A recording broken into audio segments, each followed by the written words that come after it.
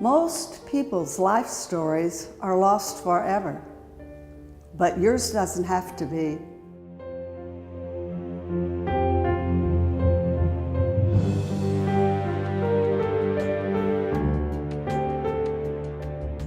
For this episode of Life Stories, I am so pleased and honored to have kind of a local celebrity, Linda Klein, who has written a book called Passport to the World. First, I'd like for you to tell me a little bit about your background, about where you grew, where were you born, and a little bit about your family. Okay, well, thank you, first of all, Barbara, for having me. This is an honor and pleasure for me, and I'm not a celebrity yet, but maybe I will be after this show. I don't know. Anyway, I'm a Midwesterner originally from Illinois. I actually grew up on a farm outside of about 70 miles west of Chicago. So northern Illinois. Northern Illinois. Went to college nearby, wound up working in Chicago for the Chicago Tribune. And what did you do for the Tribune? I was a reporter, feature writer, the basic things that they have a 22-year-old running around doing. But it was fun, it was exciting. That was the heyday of newspapers, which unfortunately is kind of past. But it was yeah, it's sad. It's sad. Wonderful time to be in such a big city, fabulous newspaper. I would walk around thinking, this is just like in the movies. Because when you grew up in the Midwest, the Chicago Tribune was it. Not the New York Times, the Chicago Tribune. Right. So that was exciting for me. Well, since I'm originally from Illinois and Indiana also, I know about which you speak. So you did that. But what's the name of the town in Illinois that you were born in? Oh, it's a little bitty place called Hinckley, Illinois, which you have no doubt not heard of. Right. I haven't. So how many were in your family, your parents, a little bit about your parents' background? Were you actually farmers? My father was actually a farmer on land that has now been in the family for about 7 generations. Wow. So, I had lots of family around me and lots of stability and all that. I had 3 brothers, one of whom stayed on and continued to farm until he died just last spring.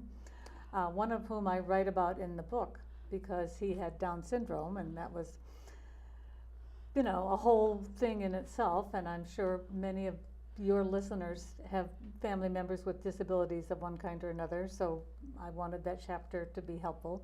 That's a chapter in your book? It's called The Blues for My Blue Boy, right. Oh. That's about John.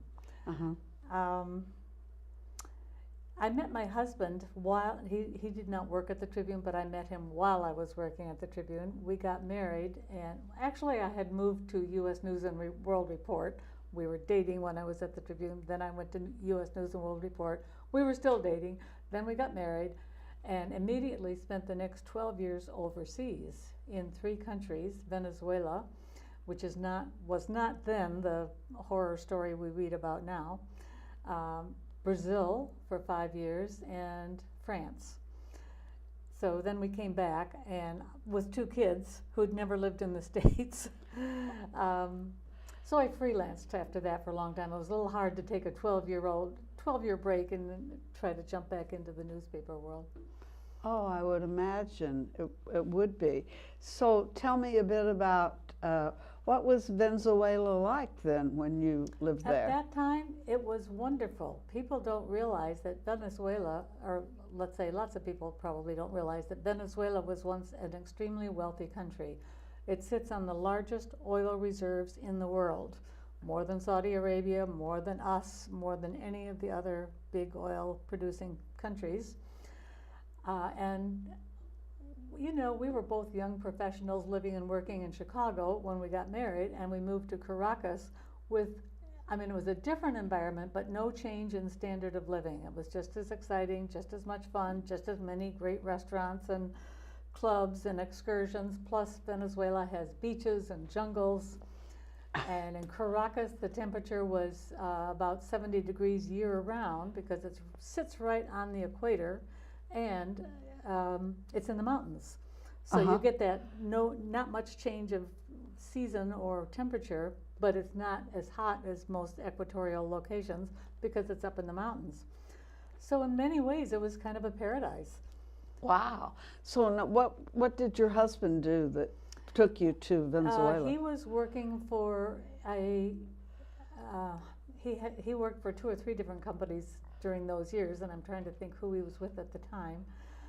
I guess Abbott Laboratories, but has always been and still is an international, now independent consultant in the medical device industry. So that's what's taken us all these places all this time. Oh, wow, wow. So he worked for either medical companies that were and companies that made medical devices, and now he represents clients who have medical device companies. Okay.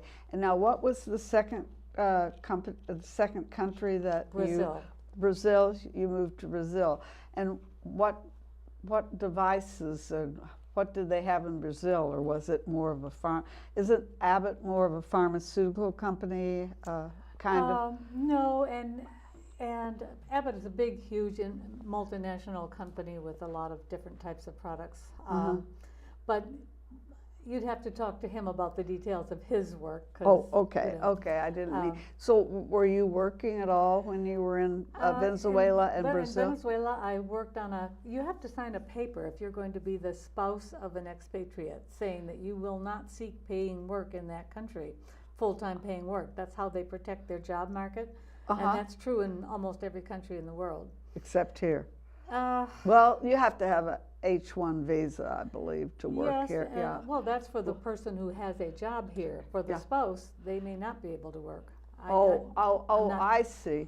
Currently up on that, but I think that's the case. Oh, that's very interesting. That's something I never knew. Well, thanks. I learned something. That's why I love doing this show. I learned something. And so, Brazil, you lived in Brazil. What was that like? Well, we lived in Sao Paulo, which at that time was one of the 3 or 4, and still is, I'm sure, one of the 3 or 4 largest cities in the world. It's right up there with Tokyo and New York and places like that. Our baby girl was born, as I like to say, between moves. So at the end of our Venezuela stay, we had this beautiful baby girl. It's all in the book, and moved to Brazil with her. And we kind of like to do things all at once, you know, move to another country, learn a new language, have a new baby, the whole thing. And then we adopted a baby boy while we were in Brazil. There, What's at that Brazil? time, something like 100,000 abandoned babies in Brazil. In Brazil, yeah. Really? Oh. And so that's a whole other story, and I won't go into it now. But so I had 2 kids while I was in Brazil. But everybody, expats at least, and middle class or upper Brazilians, all had live-in help. That was just part of the way of life. We didn't have the kind of machines and products we have here, and you couldn't hire the neighbor's babysitter as or teenager as a babysitter. So everybody had live-in maids. That was kind of nice. And all of us, as we were so horribly called at that time, trailing spouses, that was the official relocation word for the spouse who came with the employee.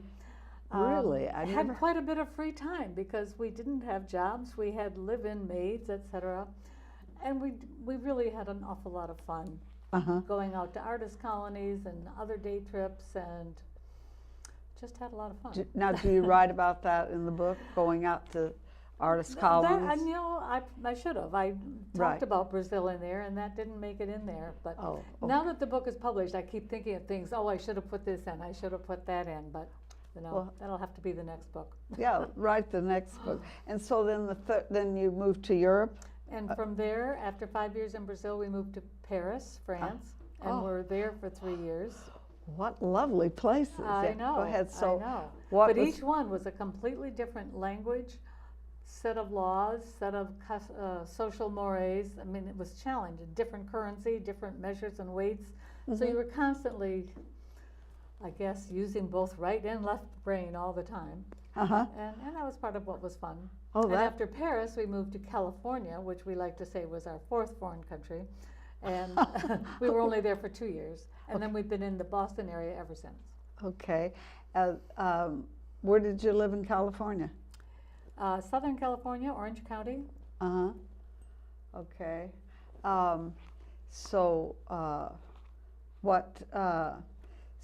in the book, I know you wrote a bit about your brother, the blue baby. What are the other chapters? I haven't had I'm very embarrassed. That's I haven't had a I chance just handed it to you a few minutes ago. I did 6 years of volunteer work in a women's prison.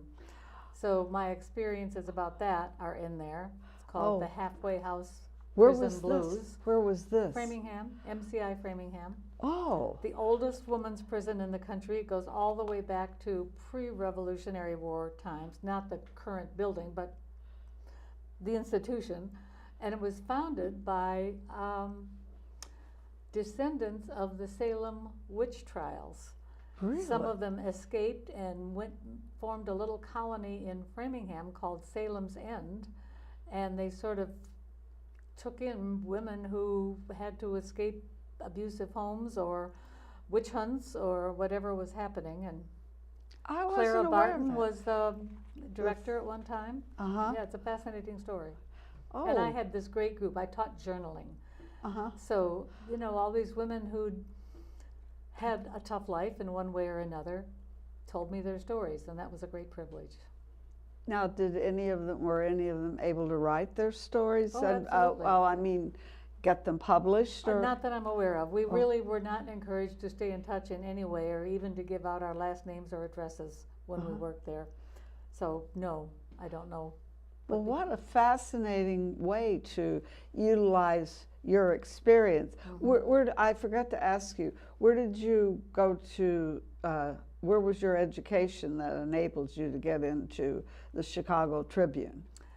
Well, I graduated from Northern Illinois University. The great thing that happened for me there was working for the college newspaper called the Northern Star. Uh-huh.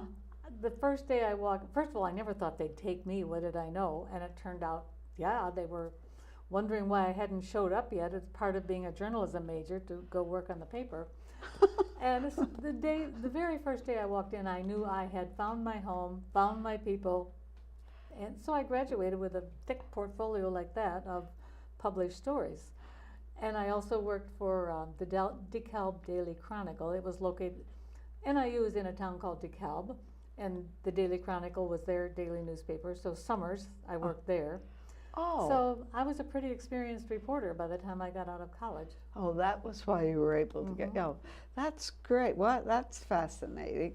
And were you able to, other than that wonderful experience that you had by working in Framingham, were you able throughout your life to use the journalism for other than the book? What were those experiences? Well, I worked for newspapers and U.S. News and World Report magazine until I got married.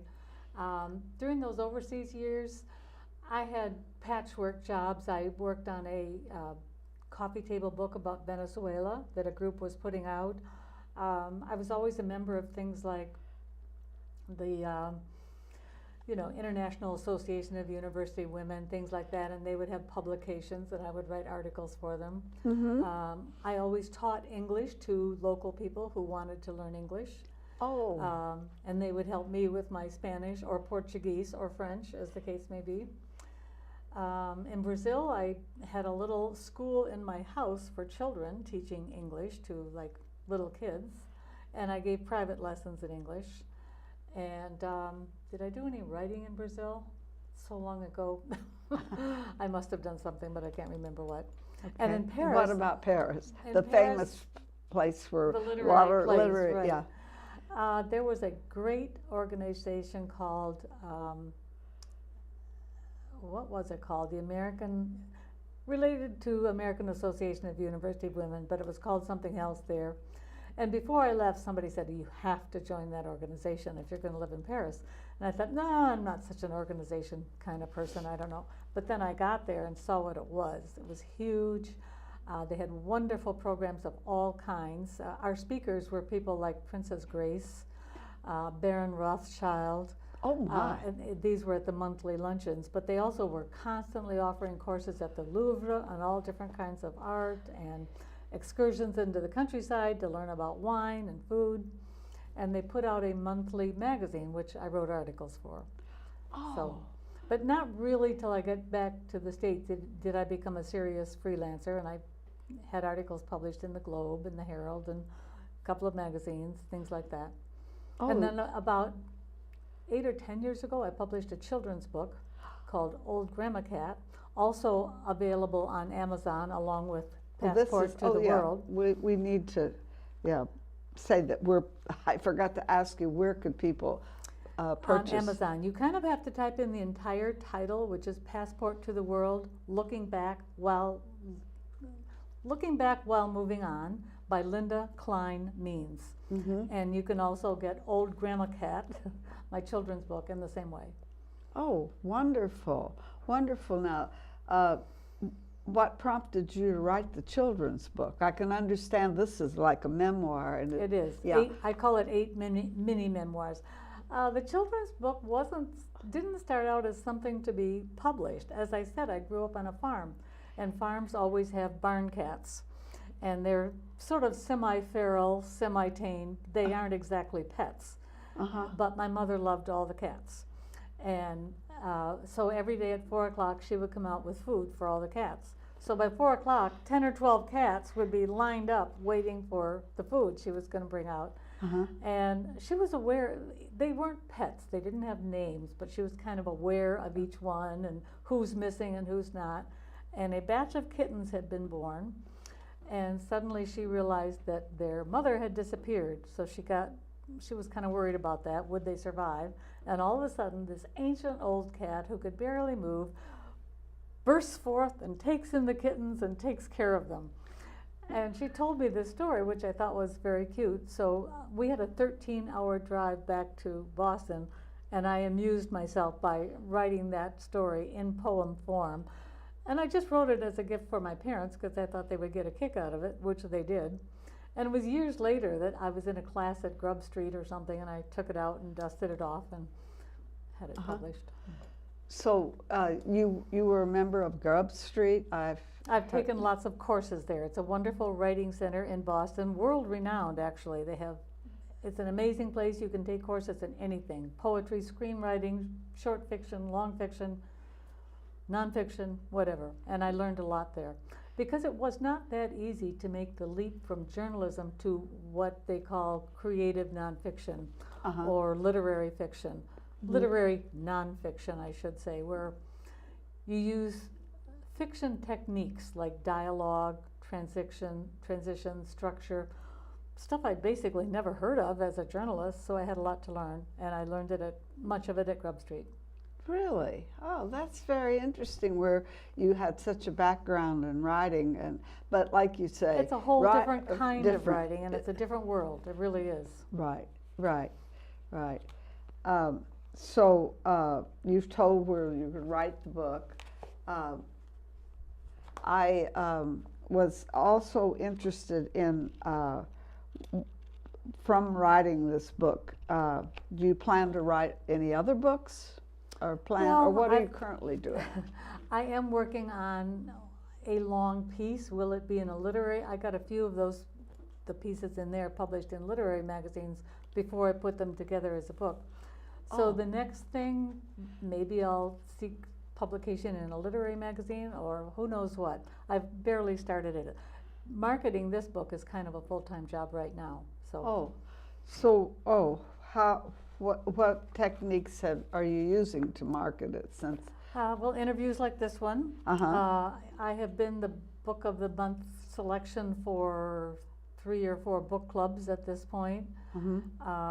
I've spoken to several Rotary groups, and of course I bring books and sign and sell and read and so forth. I've got an invitation to speak at the Writing Center in Washington, D.C., and at the National Press Club. I'm lucky to have all these friends in the business. A good friend of mine is a past president of the National Press Club. Otherwise, they wouldn't be calling me. So it's all all fun and all a learning experience. Well, when will you go to the National Press? We don't have a date. We're looking at the spring. At the spring, okay. Oh, that's amazing. That's what I would imagine. It is a challenge to market. Does Yes. Amazon, do they help with any marketing? Do they offer any marketing? Well, Amazon is not the publisher. They Oh. just make it available. I hear there is a lot that Amazon can do for you. I don't know what. That's a whole new field that I would have to start learning about. Okay, who did publish this? Outskirts Press. Where? Outskirts Press. Oh, okay. It looks like it's very well done. I mean, I'm happy with everything Yes. they did with it. yeah. Oh, I have a question. How did you decide?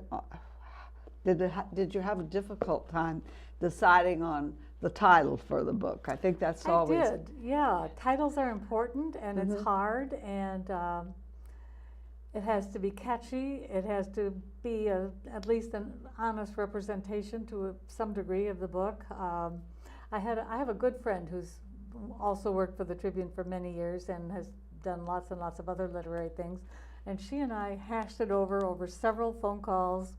She told me it's important to have a noun that people can remember. So that's where passport came from. Right. If you're trying to Google it or look it up, if that's the only word you remember, it might pop up. Things like that. And passport, it is about a lot of travels internationally. So. And world transport. Yeah. I like the title. I remember when you told me, I said, oh, what a great title for Well, a that's book. what a title should do. It should make you think, oh, maybe I'd like to read that. Right, Yeah. right, yeah. I hope a number of people who are watching our show will read it. And well, in closing, oh, I forgot to ask you, what happened with your children? I usually cover that in my thing. Where are your children today? Well, luckily for me, my daughter lives very nearby and has presented me with 3 little granddaughters. I'll try not to do too much bragging about that, but they're Okay. pretty great. Uh-huh. And How the child we adopted in Brazil is living in Jacksonville, Florida, where he repairs helicopters. Oh, that's a great career, yeah. He learned it in the Navy. Oh, okay, that's great. So, and you live in Natick. I think I forgot Yes. to have the one other question I had, which I thought of earlier and didn't want to interrupt. Why did you end up in the Boston area, or how did you? Same way I ended up everywhere else. My husband was offered a great job here, so we came. And we both immediately fell in love with the area and felt like, now it's time to stop moving around. This is where we'll stay. Great, great. Well, I'm glad that you're here. And so in closing, I'd like to say again that this is a very good read, what little I've read. I read excerpts of it quickly. So I would like to, if at all possible, so they can purchase it on Amazon. And again, the name of your other book. The other book is called Old Grandma Cat, also by Linda Klein Means. Okay. And this one is Passport to the World. Okay. So thanks again. Thanks again for coming to do our episode of Life Stories, and congratulations and good luck on your book tour. Thank you very much. Thank It's you. been a pleasure to be here. Thank you.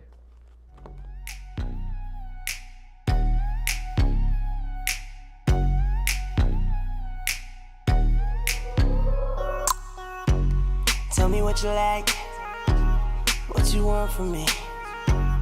If it's on tonight, oh yeah. I just wanna know, yeah.